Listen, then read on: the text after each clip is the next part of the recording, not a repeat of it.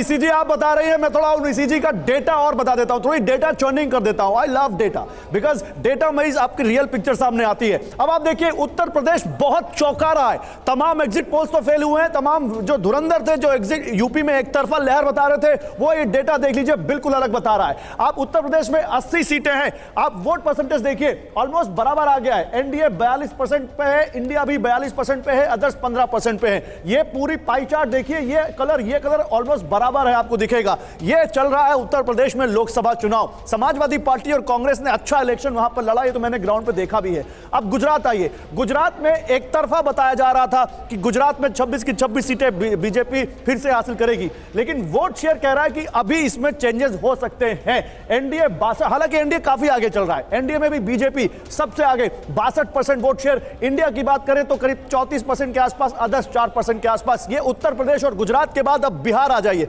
बिहार ये देखिए 80, 40, 120 और 26, लगभग 150 सीटों का वोट परसेंटेज में आपको दिखा रहा हूं। बिहार में 40 में देखिए एनडीए 42.8, लगभग 44%, इंडिया लगभग 37%, अदर्स बहुत ज्यादा वोट लेके जा रहे हैं। अब यह देखना होगा कि इसमें कौन कौन सी पार्टियां हैं, क्या है। लेकिन ये वोट शेयर आप ये पाई चार्ट देखेंगे तो बड़ा चंक तो बीजेपी या एनडीए के पास है, लेकिन उसके बावजूद बिहार में पुरानी पिक्चर नहीं दिख रही, क्योंकि यहां 39 सीटें एनडीए के पास थी। एक और जानकारी आपको देते हैं, एक और अहम जानकारी, ये आपके सामने आ गए वो तमाम पार्टियों के सिंबल्स, उनके नाम जो अब बिल्कुल पिक्चर चेंज करने में सबसे अहम भूमिका निभा रहे हैं। देखिए अभी तक के रुझान देखिए, बीजेपी अकेले 303 थी, 303। इस बार बीजेपी अपने दम पर रुझानों में फिलहाल बहुमत भी पार करती नहीं दिख रही है, और 245 उसको अभी तक दिख रहे हैं रुझानों में। कांग्रेस ने अच्छा प्रदर्शन किया है, हालांकि 3 डिजिट में अभी नहीं पहुंचे हैं। 52 पिछली बार थी, 87 पर, 87 पर कांग्रेस रुझानों में पहुंचती दिख रही है। टीएमसी बढ़त बना रही है, पिछली बार 22 थी, इस बार 24 दिख रही रुझानों में।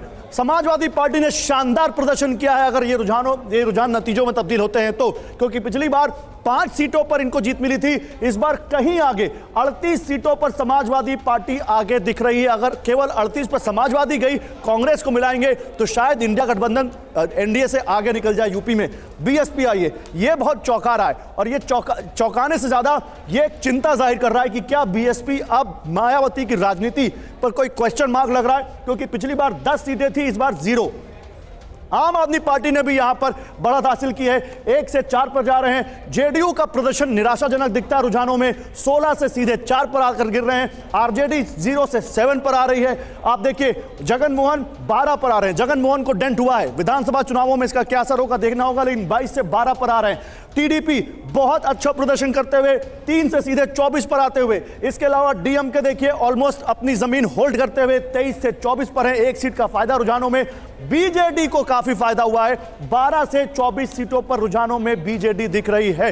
अब ये समझिए, ये पूरा इलेक्शन ना तो 400 पार जा रहा है और ना एक तरफा जा रहा है, ये तो आप देख लीजिए। लेकिन ऊपर देखिए, ऊपर अभी आपके सामने और टैली आएगी, आपको ऊपर जो मेन टैली दिख रही है, उसके बाद ये डिस्प्ले बोर्ड्स आपके सामने। एनडीए 293 से 295 के बीच, इंडिया 208 और अदर्स 40 से 42 है। ये देखिए एनडीए 295 आपके सामने, और इसके बाद 208 पर इंडिया और अदर्स 40 पर। ये आपको इस समय हम एआई के जरिए, टेक्नोलॉजी के जरिए आपको दिखा रहे हैं कि क्या है इस वक्त आंकड़े, क्या कहते हैं आंकड़े, ये आप समझिए। और इसके बावजूद ये जो डेटा है ये अभी फाइनल नहीं है, अभी इसमें चेंजेस होंगे, अभी ईवीएम से काउंटिंग चल रही है। लेकिन जरा बड़े चेहरे देख लीजिए, एक बार जरा इन चेहरों को देखिए, बहुत ज्यादा दिलचस्प है ये। अभिषेक बनर्जी का अभी रुझान आना बाकी है, लेकिन अधीर रंजन चौधरी पीछे, पीयूष गोयल आगे, नितिन गडकरी आगे, नरेंद्र मोदी आगे, शिवराज सिंह चौहान आगे, डिंपल यादव आगे समाजवादी पार्टी मैनपुरी से, नकुलनाथ पीछे छिंदवाड़ा से, अरुण गोविल मेरठ से पीछे, दिग्विजय सिंह राजगढ़ से पीछे, अखिलेश यादव कन्नौज से आगे, राहुल गांधी वायनाड और रायबरेली दोनों से आगे, राजनाथ सिंह लखनऊ से आगे, उमर अब्दुल्ला बारामूला से पीछे चल रहे हैं, सज्जाद लोन आगे चल रहे हैं, स्मृति ईरानी अमेठी से पीछे चल रही हैं, महबूबा मुफ्ती अनंतनाग से पीछे चल रही हैं, माधवी लता हैदराबाद से पीछे, असदुद्दीन ओवैसी आगे, विक्रमादित्य सिंह आगे हुए थे लेकिन फिर पीछे हो गए हैं, और कंगना रनौत मंडी से आगे, के अन्नामलाई पीछे हो गए हैं कोयम्बटूर से। हालांकि केरल और तमिलनाडु से एनडीए के लिए, खासकर बीजेपी के लिए काफी सुखद खबरें आई शुरुआत में।